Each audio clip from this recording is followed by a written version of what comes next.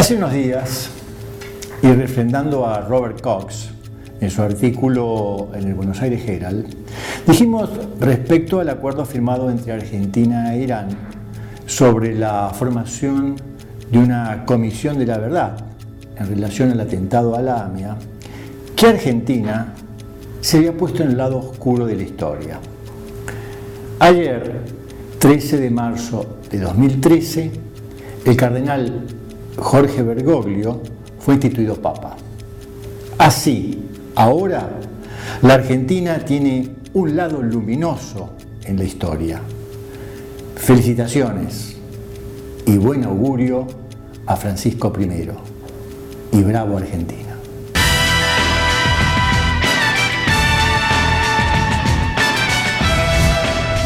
Hola, ¿cómo están ustedes? Una nueva emisión de Vis a Vis en este momento, pensando, recordando, memorando lo que fue el atentado a la Embajada de Israel en la Argentina.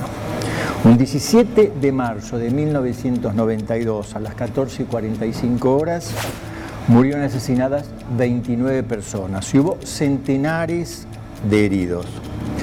Fue, repito, el atentado a la Embajada de Israel. Y ahora, para este tiempo, ya estamos a 21 años de ese atentado. Fue considerado hasta ese momento el hecho más brutal contra civiles desde el fin de la Segunda Guerra Mundial. Vamos a ver juntos el informe y luego vamos a charlar con Carlos Susevich, papá de Liliana, una muchacha muy joven asesinada allí, en ese momento.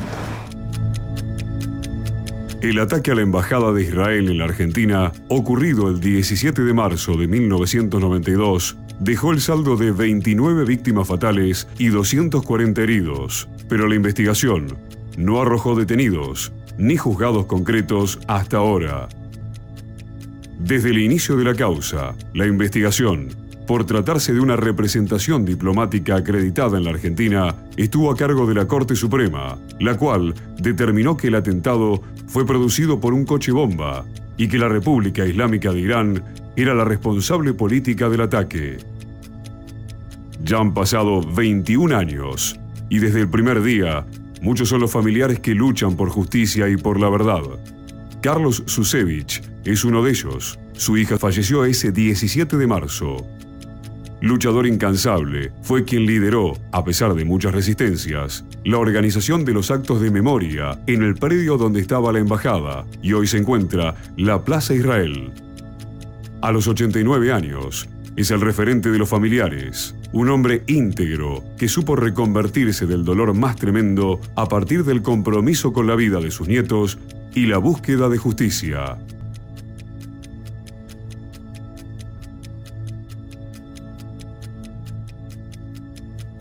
Estamos con Carlos Susevich. Carlos, gracias por compartir con nosotros este encuentro.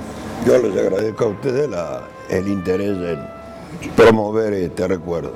Yo me imagino que no es fácil para usted, más allá de los 21 años transcurridos, sentarse a una mesa, compartir conmigo un diálogo sobre la muerte de su hija, una muerte impensada a través de un atentado terrorista, y que lo ha tenido usted luego diciendo: tengo que seguir viviendo porque tengo una familia, porque tengo nietos y porque tengo que reivindicar de alguna manera que esto no vuelva a suceder. ¿Cómo se siente? Bueno, en este momento indiscutiblemente el dolor no se digamos disminuye a través del tiempo, al contrario, creo que se agranda porque el recuerdo se hace cada vez más vívido. Mi hija murió dejando 3 chicos, hoy ya grandes, felizmente encaminados en su vida, y nos tocó a mi esposa, fallecida hace 8 años, y a mí tratar de encaminarlos para que tuvieran una vida normal con la falta de la madre. ¿Cómo se enteró usted? Estamos en mi casa almorzando con mi señora, serían las 3 menos 10 de la tarde, la hora en que ocurrió la explosión. Se escuchó la noticia por radio y mi esposa en paz descanse, con el sentido que toda madre tiene, digamos, de una premonición, dijo las primeras palabras: mataron a nuestra hija. Yo le dije: no, pero ¿qué estás hablando? No sabes lo que pasó. ¿Cómo mataron a nuestra hija? Bueno, ahí empezó la vía crucis más dura de nuestra época, porque estuvimos 48 horas con la esperanza lejana de que hubiera resultado herida. Tan es así que un hijo mío, el menor de todos, con un grupo de amigos repartiendo fotos de mi hija, recorrió todos los hospitales y sanatorios para ver si por alguna razón de un shock o de una pérdida de memoria ella figuraba como herida. Lamentablemente esos 2 días, creo recordar en mi vida, fueron lo más terrible, porque estábamos velando algo que no sabíamos si lo velábamos o esperábamos encontrarlo con vida. El día 19, o sea 48 horas después, se descubrió el cuerpo de mi hija abajo de todo. Lamentablemente fueron 2 días que no se pueden olvidar y que lo recordaremos hasta el final de nuestra existencia. ¿Qué hacía su hija allí? Mi hija era una empleada administrativa de una sección de la embajada, justamente, y desarrollaba normalmente sus tareas, como toda empleada de la embajada. Tenía programada una entrevista con un agente alrededor de las 15:30 de la tarde. Ella entró a trabajar como de costumbre a las 9 de la mañana. Estaba sentada con un compañero de trabajo almorzando. Fue a tomar el teléfono que estaba en la mesa para confirmar que a las 15:30 iba a encontrarse con la gente. Lamentablemente ese teléfono no andaba, no tenía tono. Se desarrimó unos 7 u 8 metros hacia lograr otro aparato telefónico. Ahí fue donde ocurrió el derrumbe mayor, porque ella fue encontrada en el fondo del sótano de la embajada. Quiero recordarles que este año, el día viernes 15 de marzo, en Arroyo y Zipacha, a las 2 de la tarde, nos encontraremos todos, ustedes también, vale que ustedes estén, para memorar ese atentado ocurrido hace 21 años. Más que memorar el atentado, recordarlo por lo que ha dejado como víctimas. Carlos Susevich, a partir de allí, ¿usted cómo notó la sociedad que lo rodeaba? ¿Qué pasaba con la gente de su amistad? ¿Qué pasaba con los vecinos? ¿Qué pasaba con las distintas personas que integraban su mundo en ese momento y el mundo exterior a usted? Rápidamente recogieron la necesidad de necesitamos saber qué pasó, necesitamos que haya responsables, necesitamos que haya justicia, o eso tardó. No, fue simultáneamente con el inicio de mi actividad, justamente en procura de lograr un esclarecimiento y la individualización de lo que fueron los autores. Todos virtualmente se arrimaron a nuestra familia. Recibimos una serie de adhesiones por parte de todos los que nos rodeaban, pero desgraciadamente el dolor personal no se puede compartir con todos. Es el de uno de cada persona que sufre un golpe de esta índole. Y realmente el hecho de que hayamos tenido que sufrir la pérdida de la hija intermedia de los 3 que teníamos, nos ocasionó un cambio en nuestra existencia totalmente distinto a la tarea que desarrollábamos, que era tener un negocio, atender actividades. Lo único que nos hizo ver un poco con más, digamos, alegría el futuro de la vida es tener una familia personal nuestra muy muy unida alrededor de toda esta desgracia para tratar de colaborar, de llevar toda esta familia adelante con la pérdida de la madre. En este momento tengo 8 nietos, me quedan 2 hijos felizmente y tengo 12 bisnietos, lo que hace que indiscutiblemente la vida me proporcionó en el curso de los próximos, de los que pasaron 21 años, me proporcionó elementos como para, digamos, paliar un poco la pérdida de una de ellas, que era mi hija, y que indiscutiblemente nunca se va a olvidar hasta el último día de mi vida.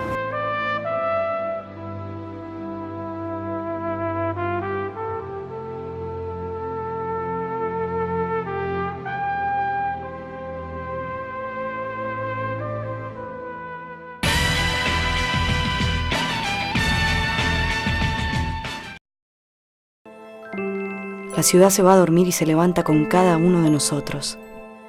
Sin vos, la ciudad no es nada. Por eso en todo lo que hacemos estás vos. Buenos Aires, ciudad. You've been far away from me, another land across the sea, and all this time my heart's been breaking, just waiting round, we'll never roam, so do you come back home?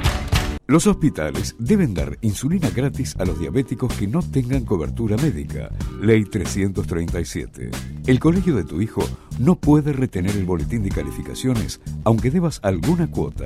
Ley 400. Legislatura porteña. Ciudad Autónoma de Buenos Aires.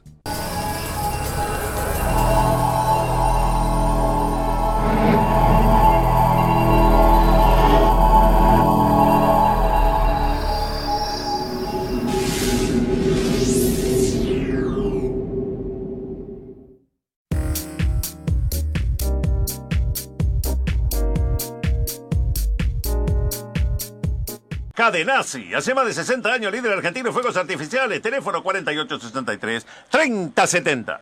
Desde 1936 tenemos el orgullo de brindar educación de excelencia masiva en un modelo inclusivo que garantiza un futuro mejor a las nuevas generaciones. ORT Argentina es miembro de World ORT y está fuertemente integrada al sistema educativo nacional.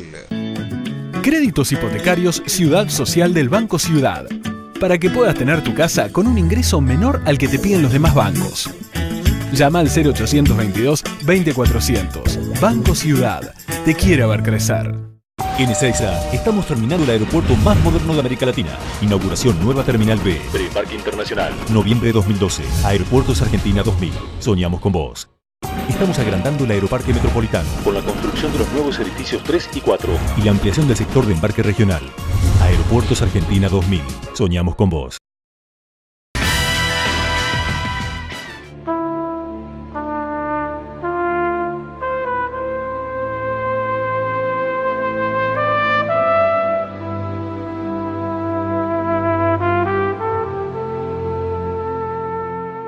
Usted tuvo un lugar importante cuando comenzó a nuclear a quienes son familiares de los muertos en el atentado. ¿Cómo se vivió en aquella época estos encuentros y la posibilidad de empezar a hacer los actos? Bueno, se vivió en forma muy elemental. Los primeros actos, es decir, después del atentado, pasado unos meses de la recuperación del shock personal, yo pensé que esto no podía quedar en total, digamos, ausencia de recordatorios.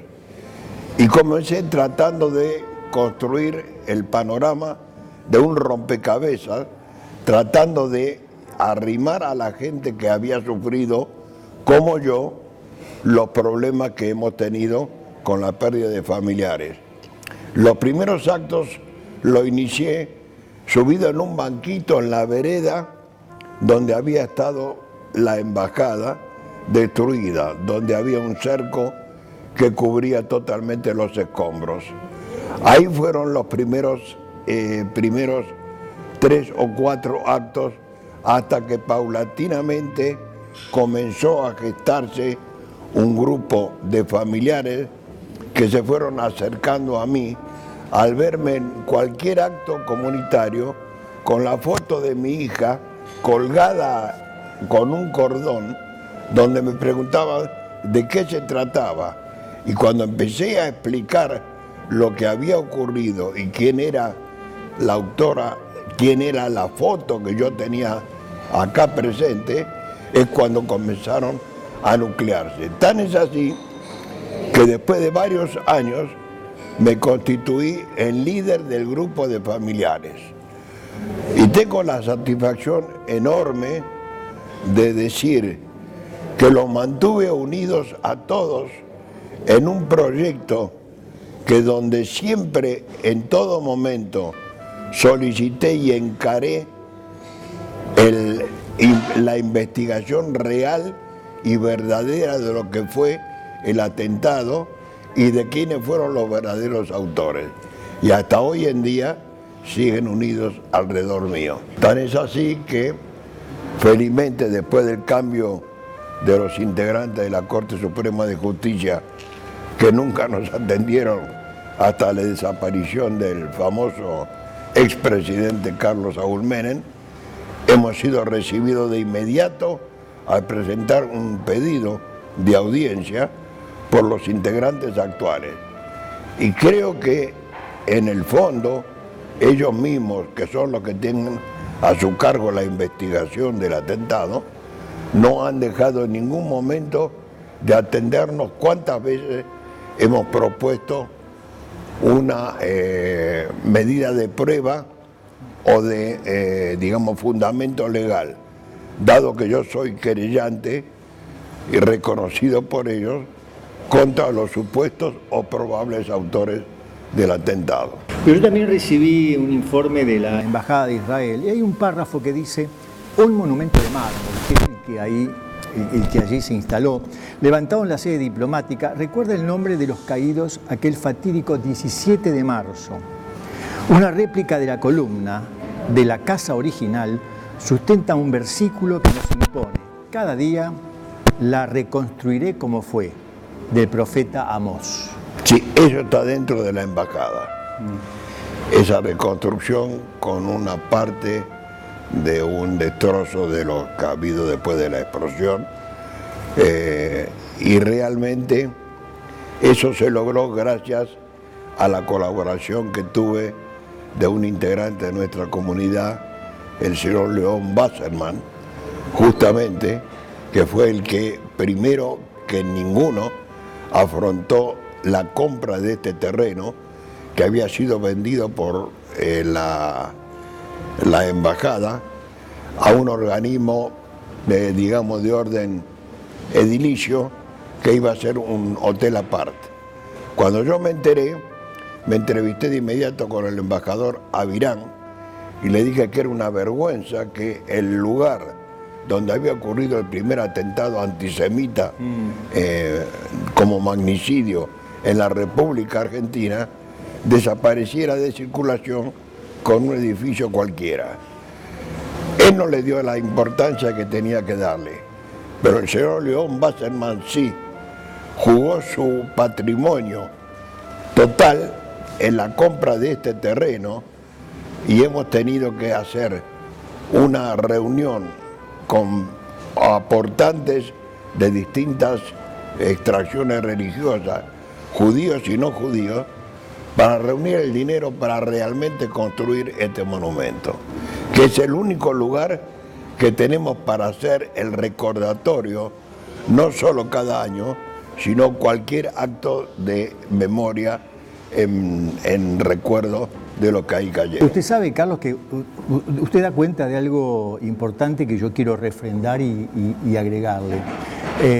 Un grupo de argentinos visitó Berlín hace unos años con la idea de ver cómo fue ese lugar, pensar a ese lugar en lo que fue la Segunda Guerra Mundial y con el nazismo. Cuando vinieron escribieron un libro y uno de los párrafos fundamentales de ese libro fue: es necesario construir edificios que muestren los errores humanos. edificios, monumentos, ámbitos que muestren los errores humanos. Porque a veces se ponen esculturas que son válidas, que están bien, pero usted da cuenta que ahí tenía que estar la muestra de un error humano cometido sobre esa gente y sobre una sociedad argentina, y el horror humano al que se es capaz por pensar que uno puede pensar mejor que el otro. Usted dio en el punto exacto. Sostener que ese lugar debía ser un lugar de memoria. Efectivamente, y eso lo entendió el señor León Wasserman, que jugó todo su patrimonio, digamos, financiero, tan es así que quedó destruido con su empresa porque nadie lo apoyó. La dirigencia comunitaria le dio su espalda y también muchos sectores de la comunidad de gran poder económico no lo apoyaron cuando lamentablemente por causa de esta compra empezó a decrecer su capacidad financiera y lógicamente tuvo que afrontarlo solo. 2 años después se produjo el atentado a la AMIA, año 1900. ¿Cómo lo sintió usted? Dijo, no termino de vivenciar esto y nos pasa en la Argentina esto. ¿Qué se le ocurrió pensar? Bueno, yo creo que indiscutiblemente el atentado de la AMIA forma parte de un rosario de 2 atentados en cadena, porque parte de los que contribuyeron a hacer el desastre de la embajada, creo que también tuvieron intervención en la AMIA. Y lamentablemente recuerdo con mucho dolor también el hecho del atentado a la AMIA, porque perdí muchos amigos muy queridos de muchos años ahí. Yo tengo un libro que suelo usar habitualmente que se llama Sociedades enfermas de su cultura. Sociedades enfermas de su cultura. Y allí dice que se vive como... uno se encuentra con miradas enceguecidas por la obsesión que en los años 30, esperando las hordas bolcheviques, subestimaron gravemente la amenaza nazi, que estaba tan cercana. Miradas ávidas, embriagadas por una prosperidad que tenía fin y que no quisieron ver la recesión que se acercaba. Miradas fanáticas, veladas por las obsoletas ideologías apenas rebajadas por la moda y que no pusieron atención a las fisuras más abiertas del edificio. Miradas perdidas en la autocontemplación, inevitablemente sorprendidas por la efervescencia de las muchedumbres innumerables que contemplan con una mezcla de deseo y de odio. Miradas sin memoria, estupefactas por la repetición de fenómenos, y siempre viejos o nuevos, bajo formas inesperadas. Y dice el autor, y por qué no decirlo, miradas frías, hastiadas, que utilizando la coartada de la objetividad, querrían comprobar sin juzgar. Miradas indiferentes, vacías, sin conciencia ni ética. Miradas asesinas o cómplices de asesinato. A mí me parece que nos reconforta pensar que usted, Carlos, sigue teniendo otra mirada. Yo pienso... A estas que plantea una manera de ver, ¿no? Efectivamente, pero yo creo que son 2 fenómenos totalmente distintos. El nazismo nace con una convicción de orden oficial en donde la mayoría del pueblo alemán, si no era nazi, simpatizaba con la idea del nazismo. El fenómeno de la Argentina, de nuestro país, es totalmente distinto. No hay origen estatal en un antisemitismo declarado. Hay bolsones antisemitas que generan posiblemente hechos de índole tremenda y de discriminación. ¿Cómo están sus nietos? Muy bien, la verdad, tengo la enorme satisfacción de verlos crecer y de ver que cada uno de ellos está, digamos, encaminando su vida. De los 3 hijos de mi hija, los 2 mayores son casados, con sus actividades profesionales, con 2 criaturas cada uno, 2 bebés hermosos. Lamentablemente la tercera hija es una niña que nació discapacitada con un problema de enfermedad muy serio, irreversible, que en este momento tiene 32 años, hay un retraso mental de un 30 o un 40%, pero tiene la suerte de tener una familia que alrededor de ella la apoya y la tiene atendiendo con lo mejor que puede disponer. Tan es así que sus primos, que son todos excelentes profesionales, en las reuniones y en todos los lugares donde está presente, ella es acompañada con todo cariño y con toda la solidaridad.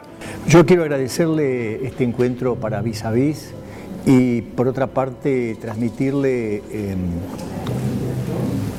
que siento con sumo grado de mi parte su fortaleza.